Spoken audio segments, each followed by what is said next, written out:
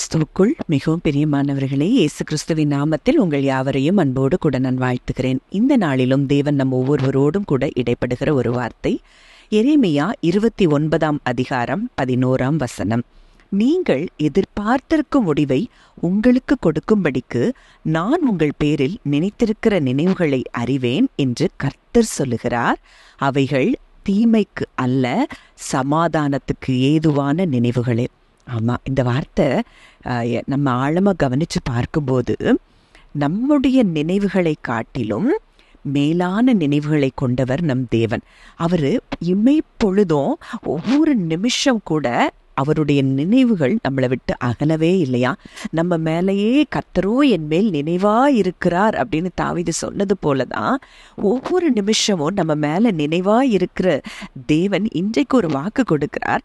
இன்றைக்கு நம்ம வாழ்க்கையில எத்தனையோ முடிவுகளை நம்ம எதிர்பார்த்து கொண்டிருக்கிறோம். ஆனா ஆண்டவர் சொல்றாரு, அந்த முடிவுகளை நான் உங்களுக்கு கொடுக்கும்படி, நலமாய் கொடுக்கும்படி நான் உங்க பேர்ல நினைத்திருக்கிற நினைவுகளை நான் அறிவேன். ஒருவேளை நீங்க இன்றைக்கு நினைக்கலாம், நம்ம நினைச்சதுக்கும் வேண்டிக் கொண்டதற்கும் எதிர்மாறாவே எல்லாமே நடக்குதே, சூழ்நிலைகள் எல்லாம் எதிரா இருக்குதேன்னு சொல்லி நீங்க நினைக்கலாம். ஆனா தேவன் சொல்றாரு, அந்த சூழ்நிலைகள் அல்ல, அவர் உங்கள் பேரில் நினைத்திருக்கிற நினைவுகளை அவர் அறிந்திருக்கிறார். அப்போ சொல்றவர் சாதாரணமானவர் அல்ல. நம் வாழ்க்கையில சொன்னவர் செய்து முடிக்கக்கூடிய வல்லமை நிறைந்த தேவனைத்தான் நம்ம ஆராதித்து கொண்டிருக்கிறோம்.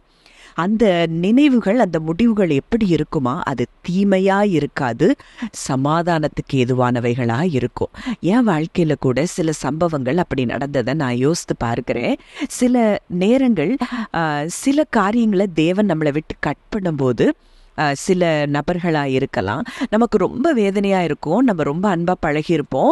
ஆனால் ஏன் இது நடந்ததுன்னு தெரியாமல் இருக்கலாம். ஆனால் பின்னாடி பார்க்கும்போது தேவன் அதை நமக்கு, நம்முடைய உயர்வுக்கு சாதகமாய் அதை பயன்படுத்தினதை என் வாழ்க்கையில் பார்த்துருக்கிறேன். அதே போல தான் இன்றைக்கு உங்கள் வாழ்க்கையிலையும் நீங்கள் எதெல்லாம் நீங்கள் இது நடந்தால் நல்லா இருக்கும்னு நீங்கள் நினைக்கலாம். ஆனால் அதுக்கு எதிர்மறையாக நடந்து கொண்டிருக்கலாம். ஆனால் அதுவும் தேவன் உங்களுக்கு நன்மையாகவே முடிய பண்ணுகிறார். ஏசாயா 55:8-9 பார்க்கிறோம், என் நினைவுகள் உங்கள் நினைவுகள் அல்ல, உங்கள் வழிகள் என் வழிகளும் அல்ல என்று கர்த்தர் சொல்லுகிறார். பூமியை பார்க்கிலும் வானங்கள் எப்படி உயர்ந்திருக்கிறதோ அப்படியே உங்கள் வழிகளை பார்க்கிலும் என் வழிகளும், உங்கள் நினைவுகளை பார்க்கிலும் என் நினைவுகளும் உயர்ந்திருக்கிறது. நம்ம இன்றைக்கு நினைக்கிறோம் இது நடக்கலை, இது எதிர்மறையா இருக்குது, எல்லாமே நமக்கு நெகட்டிவா இருக்கிற மாதிரி நமக்கு தோணலாம். ஆனா நம்முடைய நினைவுகளை பார்க்கிலும், நம்முடைய வழிகளை பார்க்கிலும் அவர் நம்ம வாழ்க்கையில செய்கிறது எல்லாமே நன்மைக்காகத்தான் முடியும். நீங்க யோசித்து பாருங்க, ஆடுகளுக்கு பின்னாடி போன ஒரு தாவீதை ஒரு ராஜாவாய் உயர்த்தின தேவன். தாவீது ஆடு மேய்க்கும் போதும் சங்கீதங்களை பாடிக்கொண்டே மேய்க்கிறாரு.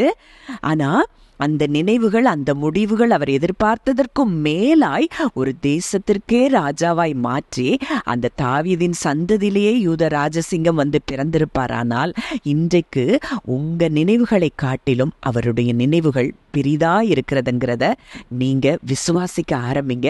கர்த்தர் நிச்சயமாய் அப்படியே உங்க வாழ்க்கையில செய்து முடிப்பார். ஜெபிக்கலாம். அன்பின் பரலோக தகப்பனே, நன்றியோடு உம்மை துதிக்கிறோம், ஸ்தோத்தரிக்கிறோம் அப்பா. இந்த நாளிலும் கூட தேவன் எங்களோடு கூட இடைப்பட்ட இந்த வார்த்தையின்படி ஆண்டவரே, எங்களுக்காக நீர் எல்லாவற்றையும் நன்மையாக செய்து முடிக்கிறதற்காக நன்றி செலுத்துகிறோம்.